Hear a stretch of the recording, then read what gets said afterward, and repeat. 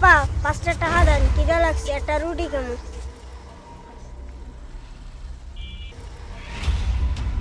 আপা আমার 10 টাকা দেন, ভাত খাবো, হয়তো আড়া খাইবো। মানে কি?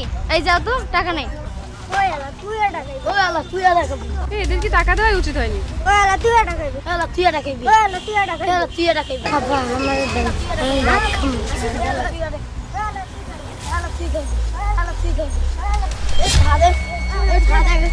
কি আশ্চর্য, এগুলো কি? এই চল তো।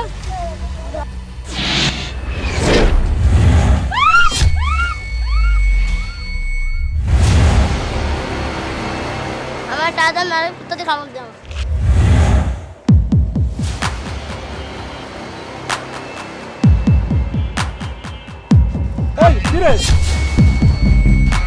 কি হচ্ছে আপু?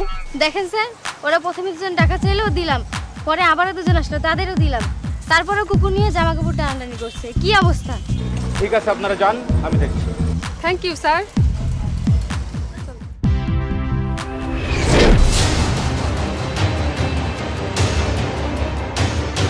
এই দড়ি আনেন তো, সলাদের বাঁধি। শান হয়ে গেছো, মেয়েদের কাপড় ধরে টান দাও। স্যার চলেন যাবো, আর টানবো না। বেয়াদব ছেলে পেলে কোথাকার, মেয়েদের দুষ্টাচ্য করো, কাপড় ধরে টানাটানি করো। এই এদের ধরছেন কেন? কি হয়েছে? স্যার নেশাখোর স্যার, টাকার জন্য মেয়েদের উন্না ধরে টানাটানি করছে স্যার। কি রে, তোরা কি করছিলি?